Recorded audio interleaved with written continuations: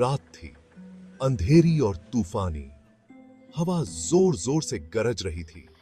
खिड़कियों पे बारिश पड़ रही थी। अंदर दोस्तों का एक ग्रुप आग के पास बैठा था। वो डरावनी कहानियां सुना रहे थे। I dare you to spend the night in the old mansion, एक लड़के, राहुल ने कहा। सबने उसकी तरफ देखा। वो कहानियां जानते थे। कहा जाता था कि पुराना मेंशन भूतिया है। नो वे, माया ने कहा। It's dangerous. क्या डर गई? राहुल ने चिढ़ाया। बाकी सब भी उसमें मिल गए। जल्द ही माया डेयर के लिए मान गई। वो किसी को आपने आप को डरपोक नहीं कहने देगी। आपने दोस्तों को नहीं, आज रात नहीं।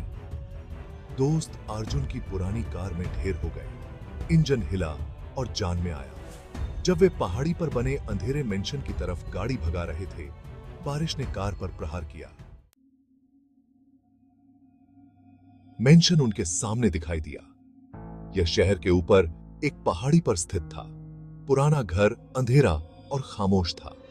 अंदर कोई रोशनी नहीं थी। दोस्त एक पल के लिए कार में बैठे रहे। कोई भी पहले जाना नहीं चाहता था। ऐसा लग रहा था जैसे घर उन्हें देख रहा है। आखिरकार वे कार से बाहर निकल गए।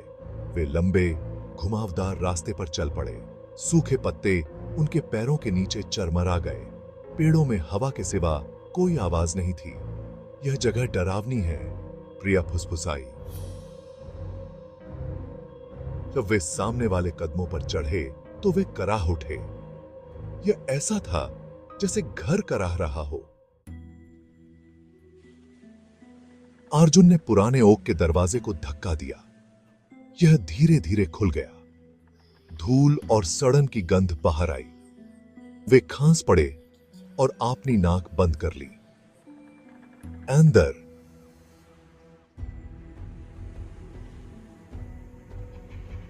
वेली अंधेरी और खामोश थी। ऊंची छतों से मकड़ी के जाले लटके हुए थे। हर तरफ धूल जमी हुई थी। यह जगह बहुत बड़ी है, रोहन ने कहा। उसकी आवाज अंधेरे में गूंज रही थी।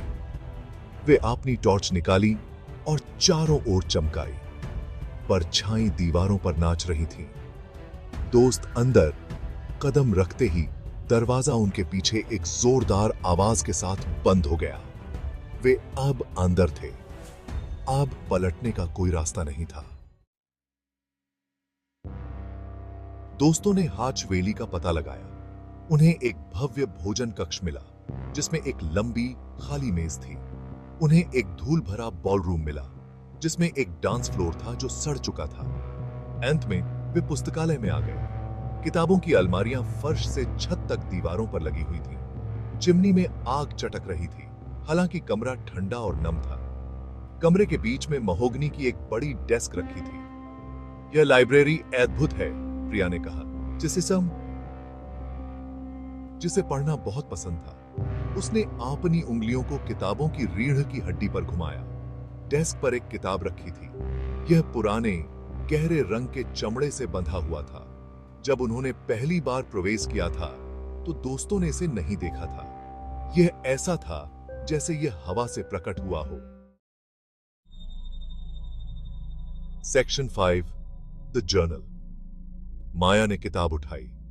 यह उसके हाथों में भारी था। चमड़ा ठंडा और नम था।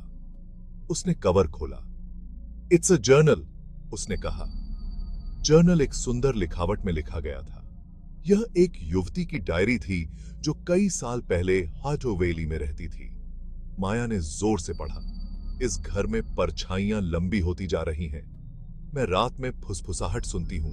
मुझे डर है कि यहां कुछ गड़बड़ है। उसकी रीढ़ की हड्डी में सिहरन दौड़ गई। जैसे ही माया पढ़ती रही, चिमनी में आग टिमटिमा गई। कमरे में परछाई हिलती हुई प्रतीत हो रही थी। Section 6, the walls move. अचानक कमरा हिलने लगा। छत से धूल गिर गई। हवा में एक धीमी गड़गड़ाहट की आवाज गूंज उठी। वो क्या था? रोहन ने पूछा। उसकी आवाज कांप रही थी। उन्होंने कमरे में चारों ओर देखा। किताबों की अलमारियां हिल रही थीं। वे एक साथ फिसल रहे थे, द्वार को अवरुद्ध कर रहे थे। वी आर ट्रैप्ड, अर्जुन चिल्लाया। ऐसा लग रहा था जैसे पुस्तकालय की दीवारें उन पर गिर रही हों। दोस्त एक जाल में फंस गए थे, लेकिन वे नहीं जानते थे कि इसे किसने या किस चीज ने उछाला है। समूह में दहशत फैल गई। वे प्रेतवाधित हीठा वेली में फंस गए थे और ऐसा महसूस हो रहा था जैसे घर खुद जीवित हो। सेक्शन 7। What's that sound? हवा भारी हो गई, तापमान गिर गया, जिससे उनकी रीढ़ की हड्डी में ठंडक पैदा हो गई। ऐसा लग रहा था जैसे कमरे में ठंडी हवा चल रही हो, हालांकि कोई खिड़की खुली नहीं थी। तभी उन्होंने उसे सुना। एक धीमी फुसफुसाहट परछाइयों से आ रही है।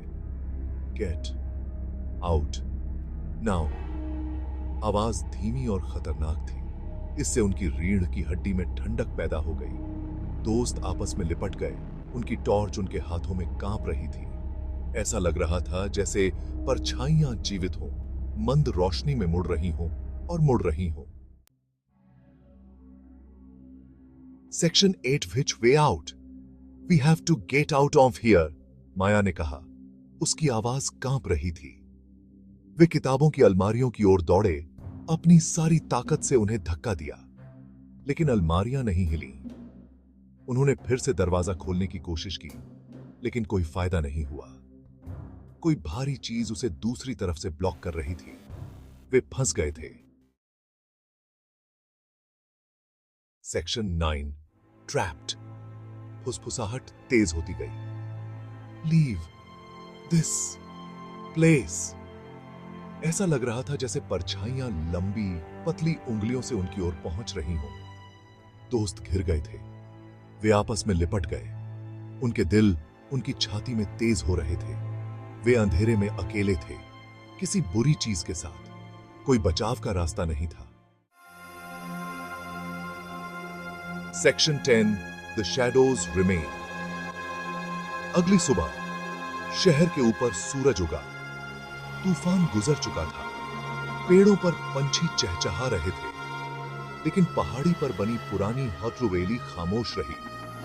दोस्त फिर कभी नहीं दिखे। कुछ लोग कहते हैं कि उनकी चीखें आज भी तूफानी रातों में सुनी जा सकती हैं। दूसरों का कहना है कि हवेली ने उन्हें पूरा निगल लिया। पुरानी हवेली आज भी पहाड़ी पर खड़ी है, जो उस अंधेरे का एक मूक स्मारक है। यह रहस्य और भय का स्थान है। एक ऐसी जगह जहां परछाइयां फुसफुसाती हैं और दीवारों के भी कान होते हैं। एक ऐसी जगह जहां कुछ चीजों को अछूता छोड़ देना ही बेहतर होता है।